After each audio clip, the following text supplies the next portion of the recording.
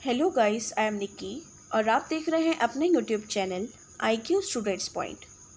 Guys, जैसे कि आप सभी को पता है कि हमने MNCs and TNCs half complete कर लिया।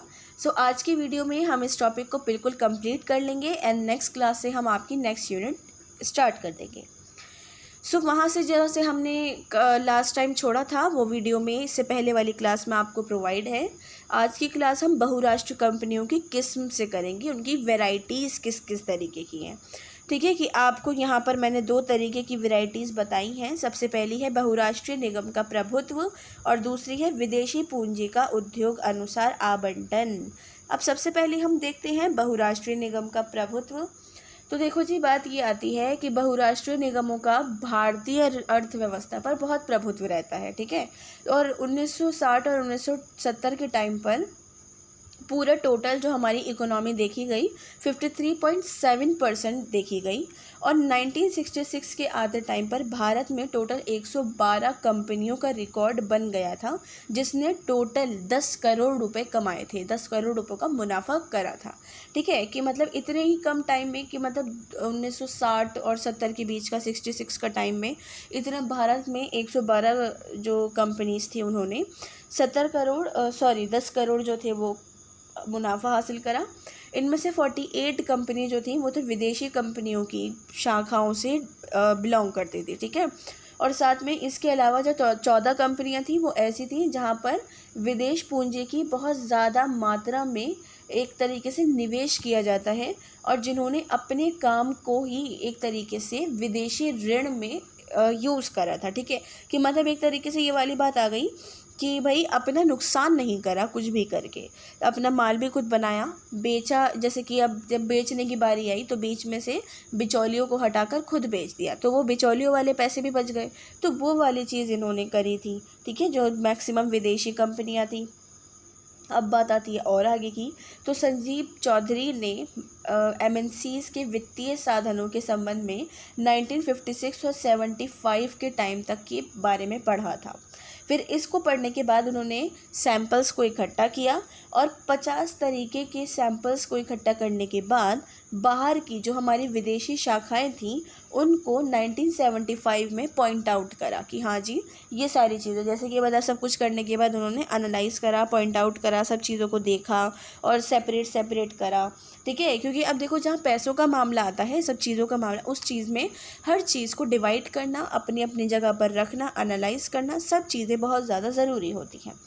ठीक है, इसके अध्ययन ने ये वाली बात को बताया था कि जो विदेशी साधन है ना, उन्होंने 1956 और 66 में वित्तीय संसाधनों का सिर्फ और सिर्फ 5.4% ही योगदान दिया था, जबकि 94.6% घरेलू साधनों ने जुटाया था।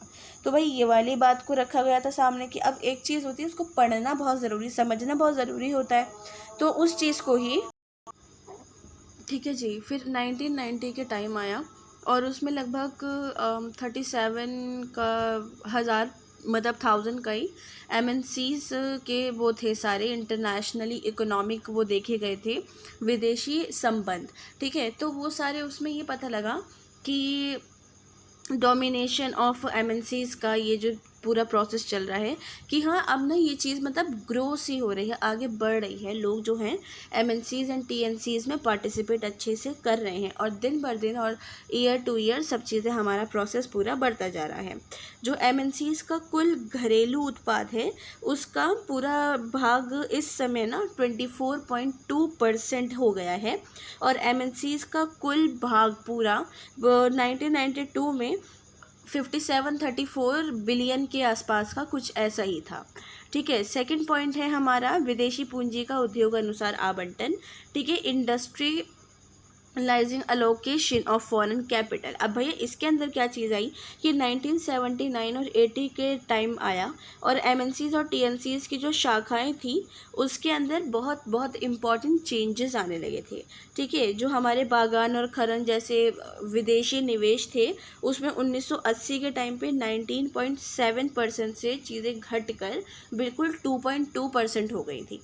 ठीक है, तो इसके अंदर मतलब एक तरीके से गिरावट सी आ रही थी। फिर इस तरीके से इस समय में जो पूरा व्यापार का देखा गया था सारा निवेश 16.3% से घटकर 1.1 ही रह गया था।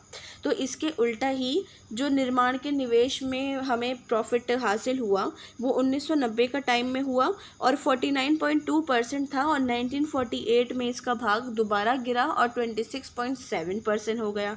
तो फिर ये भी देखा गया कि कुछ एमरजेंसी टाइप चीज़ें भी सामने आई थी, कि कुछ चीज़ें एकदम भारी पड़ रही थी या फिर चीज़ें एकदम सामने आ रही थी, तो उस चीज़ को लेकर भी जो ऊपर नीचे था वो चीज़ें होती रहती हैं। तो वही चीज़ें यहाँ पर भी हो रही थी। ठीक है, नेक्स्ट है आपका बहुराष्ट्रीय कंपनियों की वृद्धि के लिए उत्तरदायी कारक। तो भाई यहाँ पर आता है सबसे पहला उत्पादों की खोज। उत्पादों की खोज, ये ठीक ही देखा गया कि एमएनसीज के पास पूरे तरीके से डेवलपमेंट उनके पास नहीं है।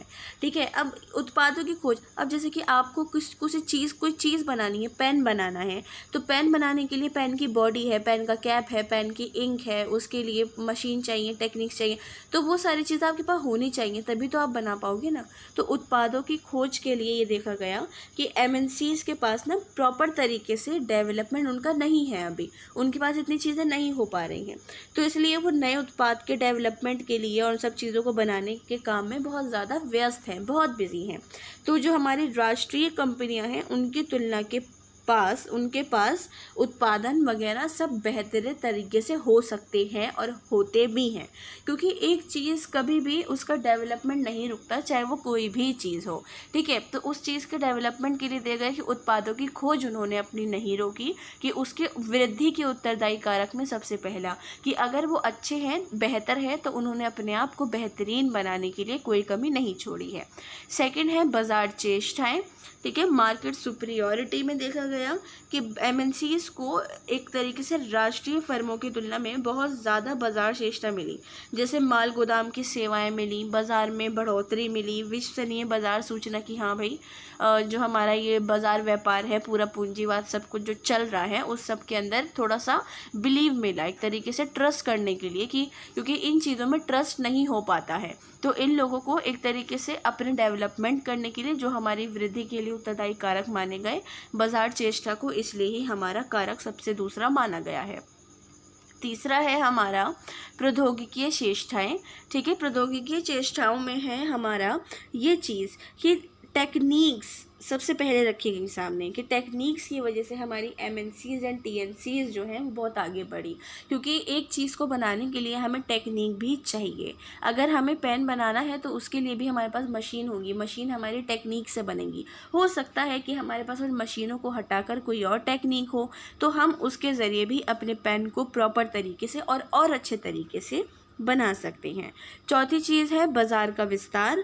एक बहुत बड़े आकार में बाज़ार का विस्तार होने लगा।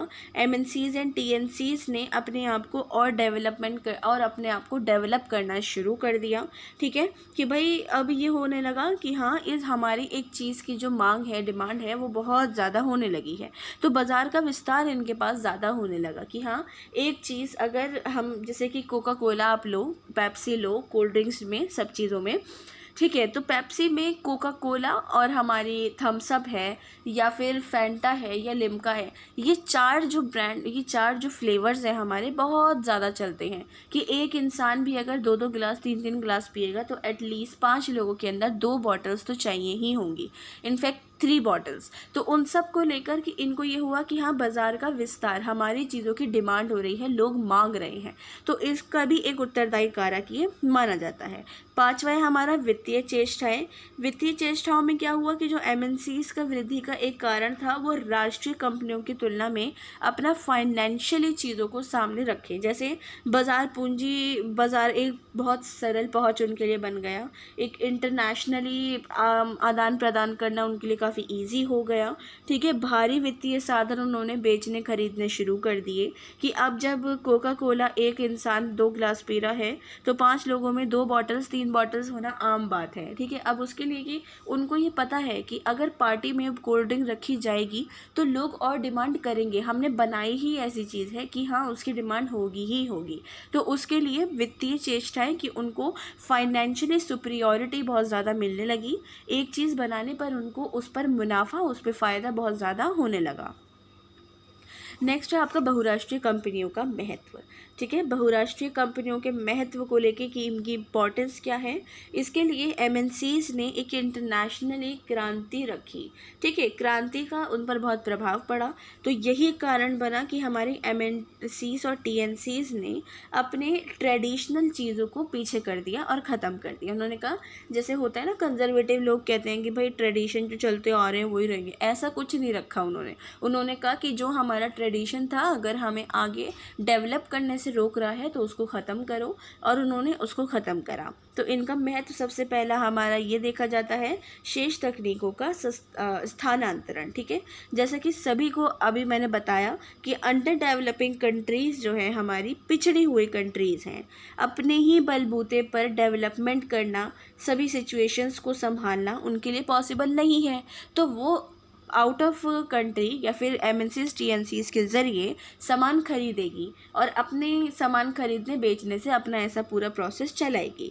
तो जो हमारी तकनीक यहाँ पे तकनीक देखी गई है, उसका ट्रांसफ़र हुआ बहुत अच्छी तरीके से, कि टेक्निक से अब एक चीज़ को जल्दी जल्दी बनाने लगे और उस चीज़ की जो डिमांड ज़्यादा हो रही है वो हाथों हाथ लोग खरीदने लगे। ठीक है, क्योंकि अगर आप लोग एग्जाम्पल के तौर पर, अगर मैंने आपको पेन बताया, तो पेपर के टाइम पे एक बच्चा पेन बहुत ज़्यादा खरीद कर लेकर जाता है एहतियात के तौर पे कि हाँ मैं पेन रखूँ, कभी एक अटक जाए, कभी एक ख़त्म हो जाए, दूसरा काम आ जाएगा, या फिर मेरे अलावा किसी और को भी काम में आ सकता है।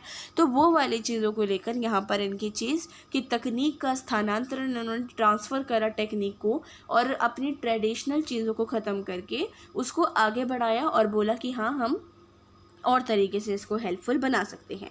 पूंजी का स्थानांतरण सेकंड पॉइंट है हमारा, कि एमएनसीज और टीएनसीज ने पूरे वर्ल्ड में डेवलप कंट्रीज से डेवलपिंग कंट्रीज़ की हेल्प करने के लिए और अपने सामान को आयात निर्यात के लिए, इंपोर्ट एक्सपोर्ट के लिए बात रखी।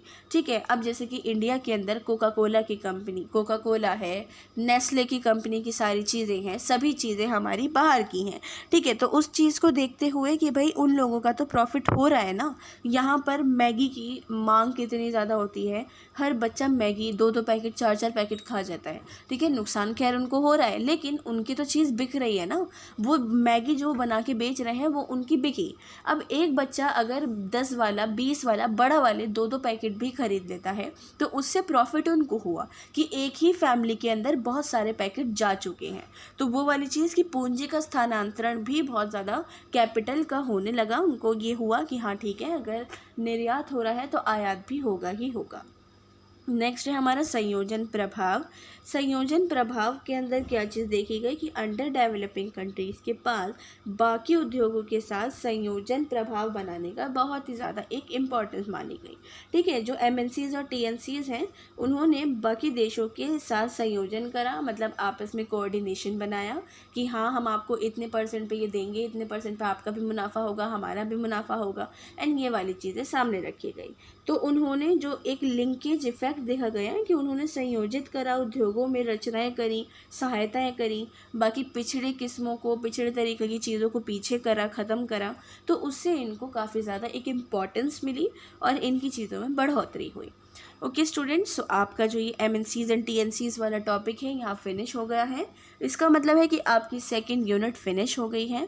नेक्स्ट क्लास में हम थर्ड यूनिट का first topic global environment issue start करेंगे और इसके अंदर जो आपकी ग्लोबल वार्मिंग, बायोडाइवर्सिटी, रिसोर्सेज जो है आपके, इन सबको डिवाइड करके आराम से डीपली पढ़ेंगे। सो आई होप आप लोगों को आज की क्लास के रिगार्डिंग कोई भी डाउट नहीं रहा हो। इनकेस कोई भी डाउट हो या सजेशंस हो तो आप मुझसे कमेंट बॉक्स या टेलीग्राम चैनल पे पूछ सकते हैं। So thanks for the watching and best of luck all.